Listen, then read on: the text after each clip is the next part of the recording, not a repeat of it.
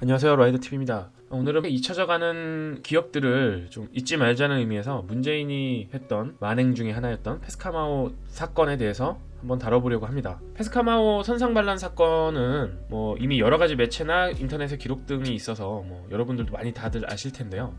제가 오늘 이야기를 하고 싶은 포인트는 사건 자체의 전개보다는 당시 사건을 맡았던 문재인이 어떤 식으로 변론을 펼쳤는지 이 부분에 대해서 좀 다뤄보려고 합니다. 페스카마오 선상 살인 사건, 반란 사건이라고 했죠. 당시에 간단하게 요약을 하자면 96년에 조선족 직원 6명이 당시에 한국인 7명 그리고 인도네시아인 3명, 자신들의 범행에 가담하지 않던 조선족 1명까지 포함해 총 11명을 잔인하게 집단 살해한 끔찍한 사고였어요. 굉장히 그 당시에 충격을 줬던 사건이기도 하고요. 살해 방식과 전개 내용이 알려지면서 한국 사회에 엄청난 충격을 주었습니다. 아파서 누워있던 그 후송중이던 고교생을 바다에 빠뜨려 죽였다거나, 살기 위해서 배에 매달린 선원의 손을 칼로 잘라버렸다거나, 집단으로 냉동고에 감금했는데 살아남자 그 사람들을 끌고 나와서 물에 빠뜨려 죽였다고 하는 등, 이외에도 선장이 어디 있는지를 찾는 선원들의 물음에 상어랑 놀고 있으니까 바다에 빠져서 너도 확인해봐 이런 식으로 놀리면서 자기들끼리 낄낄거리는 등 아주 극악의 잔인성을 보였던 사건이기도 합니다. 정말 끔찍하죠. 어쨌든 그 배를 항해하기 위해서 한국인 항해사를 살려두었는데 이분의 기지로 그들을 창고에 가둬서 기적적으로 살아남았어요. 정말 영화와 같은 과정을 거쳤는데 문제는 이들이 호송이 된 이후입니다. 바로 오늘의 주인공 문재인 대통령이 그들의 변론을 맡게 된 것이죠. 물론 범죄자들도 당연히 변론의 기회를 받을 자격은 있습니다. 하지만 저는 이자가 그들을 변론한 방법이 과연 정당한지 전 한번 이야기를 해보고 싶어요. 문재인 대통령이 당시에 상고했던 이유, 그러니까 모두 다 1심에서 사형 판결을 받았고 대법원까지 가서 결국에는 전재천은 사형, 나머지 5명은 무기징역으로 감형이 된 판결이었습니다. 그리고 문재인은 이에 대해서 상고를 했고 이렇게 5가지 이유를 좀 들었어요. 체증법칙이 위반이 되었다. 그리고 심리가 미진했다. 사체유기에 법리적 오해가 있었다. 심신이 미약했던 점, 그리고 지금 부여된 양형이 너무 부당하다라는 5가지 이야기를 들어 상고를 했습니다. 체증법칙 위반이라는 거는 증거를 이제 법원에서 이제 판결을 내리기 위해서는 변호인, 검찰 측에서 양쪽에서 여러 가지 그 증거들이 나오게 되잖아요. 근데 그 증거들 중에서 그러니까 판결을 내리는 판사는 이 증거들을 취사 선택을 해서 판결에 대한 어떤 논리 구조를 만들게 됩니다. 그런데 증거를 채택함에 있어서 사실관계에 따라 논리적인 증거 채택이 이루어져야 하는데 문재인은 그 부분에 대해서 문제가 있었다라고 이야기를 한 것입니다. 그리고 심리가 미진했다. 이거는 피고인들에 대한 또는 생존자들 이런 사람들에 대한 이야기들을 종합적으로 충분히 알아보지 않고 일부의 진술을 토대로 해서 바로 추가 조사 없이 판결을 이르게 되었다. 이런 이야기고요. 사체유기에 법리적 오해가 있었다라는 부분은 사체유기를 별도의 범죄가 아닌 선상살인에 이어진 범죄로 봐야 하는데 이거를 범죄를 서로 나눠서 살인한 행위 그리고 그 살인한 행위 이후에 사체를 유기하는 과정을 별도의 형량으로 정하다 보니 이 부분도 법리적 오해가 있었다, 소지가 있다, 판결의 오해의 소지가 있다 이런 이야기를 한 거고요. 심신이 미약했다. 이런 건 항상 나오는 이야기지만 변별력이 떨어지거나 의사를 정상적 판단할 수 없는 상황이었다. 조선족들이요. 네, 이런 이야기를 했던 겁니다. 그리고 양형부당, 정말 분노가 치밀어 오르는데 이들이 죄를 지은 거는 명확하지만 그렇다 하더라도 죄에 비해 형이 너무 많다 이거예요. 진짜 어처구니 없네요. 네. 이 문재인의 이런 상고 사유들을 보게 되면 종합적으로 피해자들을 기만하고 있고 그들이고 가해자들의 죄를 부정하는 듯한 뉘앙스를 심각하게 끼치고 있습니다. 자세한 내용을 좀 살펴볼게요. 첫 번째, 체증 심리 미진에 대한 부분. 문재인의 변론 내용은 이렇습니다. 선박을 강취하려거나 했던 의지가 없었고 그리고 그들은 우발적 사고였었는데 이런 부분에 대한 피고의 주장을 받아들이지 않았다. 이런 내용으로 주장을 했었고요. 재판부의 당시 판결 내용을 좀 볼게요. 당연히 판결 인정 안 했고요. 선박의 권리자와 그 선원들을 집단 살해하고 선박의 지배권을 장악하는 것은 선박의 강취에 해당한다. 피고들이 선박을 강제 취득하여 이익을 얻을 목적이 있었다고 한 증언을 최초에 했었고 그 이후에 그걸 부정한 증언들을 인정하지 않은 것인데 바로 이 부분은 체증법칙 위반으로 문재인이 거의 넘어졌던 겁니다. 근데 법원에서는 선행 증언이 옳다라고 본 것이고요. 당연하죠. 증언은 뒤로 갈수록 거짓말로 바뀌게 되고 계속해서 자신들에게 유리한 이야기들을 하게끔 만들어질 테니까요. 문재인은 되지도 않은 말도 안 되는 이야기를 들어서 판결을 뒤집으려고 시도했던 겁니다. 두 번째, 심신미약에 대한 이야기도 있습니다. 어처구니가 없는데 선상폭력에 대한 분노 그리고 이들이 업무 태만과 반항을 하면서 정상적인 조업이 불가능하다고 선장이 느끼고 하선할 테니 하선까지의 과정의 비용과 위약금 등 이런 것들을 요구를 하게 됩니다. 그 부분에 대한 부담감이 있었다라는 거예요. 그리고 이런 것들이 쌓이다 보니 고도의 흥분 상태가 이어지고 음주까지 겹쳐서 의사결정 능력이 떨어져서 일어난 사건이다. 당연히 판결 인정 안 됐고요. 전날 이미 범행 방법에 대해서는 공모가 돼 있는 상태였습니다. 그리고 범인 1 전재천에 대한 그 지혜에 의해서 치밀하게 한 명씩 밤에 깨워 조타실로 부른 뒤 집단으로 살인을 했다라는 거예요. 이게 어떻게 우발적 살인 사건이 되겠습니까? 이거는 손바닥으로 하늘을 가려도 유분수지, 문재인은 정말 말도 안 되는 거짓말을 주장을 하면서 죄를 감경시키려 했던 겁니다. 페스카마오 사건에서 절대 우리가 넘어가선 안 될 문제라는 겁니다. 이건 고도의 치밀한 계획 범죄예요. 우발적 범죄는 이런 게 아닙니다. 술을 마시다가 캔을 당해서 너무 화가 나서 주변에 있는 무얼로 그냥 때렸는데 순간 자신이 욱해서 때린 게 사람을 죽였다. 이런 것들이 우발적 범행이라고 하지, 사전에 범행을 공모하고 조타실에서 4명이 숨어있고 1명씩 조타실 안에서 집단으로 칼로 찔러 죽이는 게 어떻게 우발적 범행이 되겠습니까? 심신미약 등 우발적 범행이다. 이런 부분에 대해서는 그래서 인정이 되지가 않았어요. 마지막으로 양형이 부당하다. 가난을 면하기 위해 어렵게 돈을 마련하고 그 배에 승선을 했다. 그리고 한국 성원들에게 끔찍하고 가혹한 대우를 받았으며 하선을 요구하자 위약금을 청구한다면서 위협을 받았다고 합니다. 이로 인해 가정의 파탄을 걱정하며 범행한 것이고요. 이런 사유들이 있었기 때문에 일정 부분 감형의 요건이 생긴다 이겁니다. 그렇기 때문에 지금의 양형은 너무나 가혹한 측면이 있다.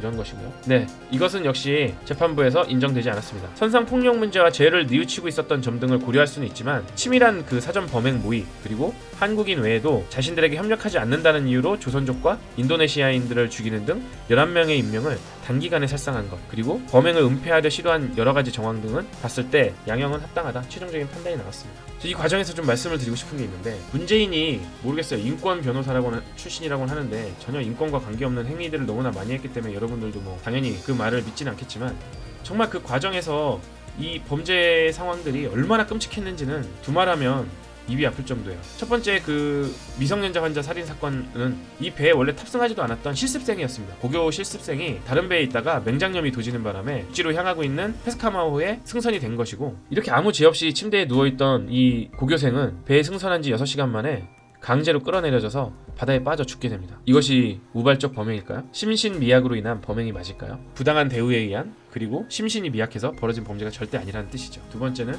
잔인한 이 살해 행위에 있습니다.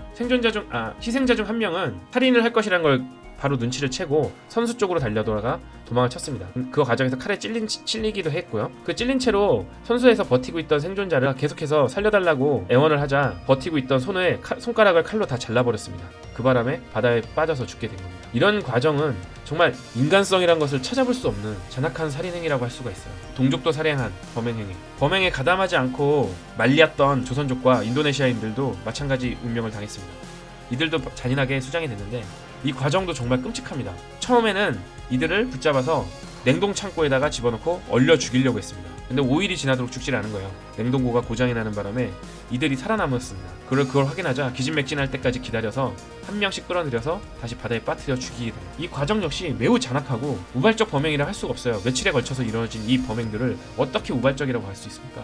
문재인은 정말 대놓고 거짓말을 한 겁니다. 범행 사실들을 피해자의 폭력이나 심신미약 등으로 탓을 돌리면서 유족들에게 변론에 대해 사과하거나 위로한 적도 한 번도 없습니다. 그러면서 그 가해자들에게 영치금을 준다거나 지원을 하는 등 정말 이해할 수가 없는 행위들만 반복을 했던 거예요. 문재인이라는 사람이 대통령 후보가 되기 전부터 이 부분에 대해서 계속해서 논란이 일어났던 것입니다.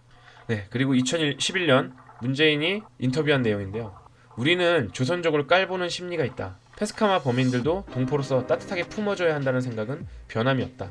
이 기사의 제목이 바로 우발적 범죄라는 내용입니다. 페스카마오 선상 살인 사건이 우발적 범죄라는 이야기를 한 것이에요.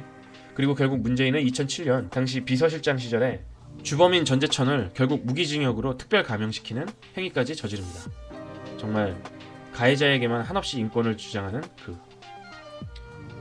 당신은 정말 대한민국 국민들을 깔보고 있는 건 아닌지 심각하게 의심이 되지 않을 수가 없어요. 저는 이 과정에서 좀 독특한 면을 좀 생각하게 보게 되는데요.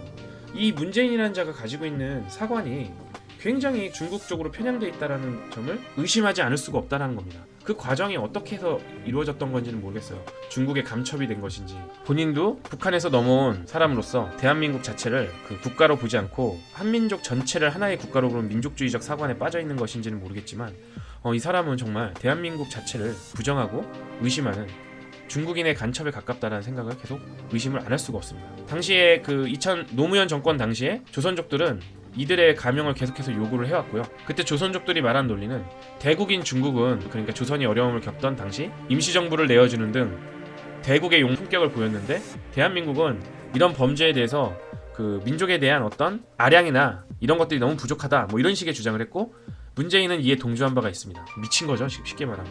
이 커뮤니티들 내용들을 보시게 되면 얼마나 사람들이 분별력이 없는지를 정말 우리가 쉽게 알 수가 있게 되는데요. 페스카마오 선상 반란의 변호가 왜 문제가 되느냐? 최근 외국인 노동자 범죄와 연관시켜볼 게 아니라 당시 상황을 생각해보라. 선상에서 사륙이 일어나게 된 계기는 한국인 선장의 구타 가혹행위로 인해 비롯된 것이다. 사형이라는 극형만을 막고자 외국인 노동자를 변호한 게 잘못인가? 이 부분에 대해서는 제가 아까도 말씀을 드렸죠. 아래 다른 댓글들도 똑같아요. 법치를 표방한 국가에서 극악무도한 범죄자라도 변호를 받을 권리가 있다, 뭐 이런 내용입니다. 그러니까 페스카마오를 범죄 변론한 문재인이 더 오히려 찬양받아야 된다, 뭐 이런 식의 바보같은 소리를 하고 있는데요. 그리고 살인자라도 변호받을 권리가 있다.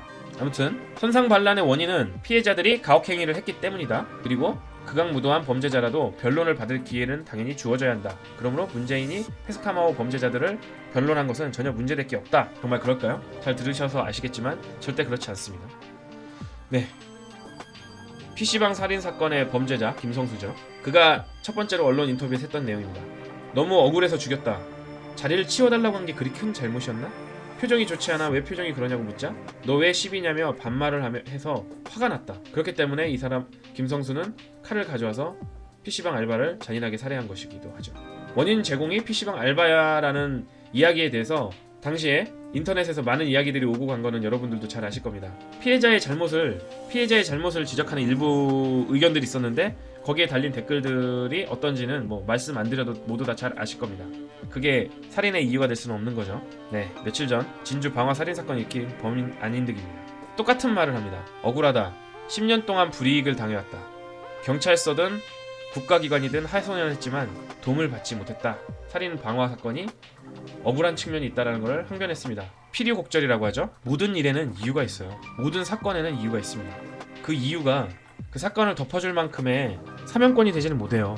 이들이 이렇게 말하는 주장들이 그래 감형의 이유가 되겠어 라고 생각이 드십니까? 폭력에 대한 억울한 면은 알겠지만 그것이 절대로 계획 살인 범죄의 이유가 될 수는 없는 겁니다. 그리고 마지막으로 변호사의 윤리장전에 대해서 한번 이야기를 해보겠습니다. 제2조의 사항에 이런 말이 나와 있습니다. 변호사는 직무 성과에 구애되어 진실 규명에 소홀히 하여서는 아니 된다라는 말이에요. 변호사가 가해자를 두둔함에 있어서 최선을 다하는 것은 맞겠지만 그렇다고 변호사가 거짓으로 변론을 해서는 안 됩니다. 이것이 가장 기본적인 변호사의 윤리장전입니다. 문재인이 페스카마오 사건에 가해자들을 변론한 것이 잘못이라는 게 아니에요. 가해자들을 두둔하면서 주장했던 근거들이 거짓이기 때문에 문재인이 욕을 먹는 겁니다. 그건 변호사로서 할 일이 아니에요. 해묵은 페스카마오 사건을 오늘 다시 한번 이야기를 한 이유는 우리가 세월이 지나면서 계속해서 과거에 있었던 사건들을 손쉽게 잊어가는 일들이 비일비재하고 새롭게 정치에 관심을 갖게 되는 어린 친구들이 과거에 있었던 사건들 그리고 문제들 그것이 무엇인지 명확하게 알 수 있는 자료들이 좀 필요할 것이라 생각해서 일단은 만들게 되었습니다. 먼 미래에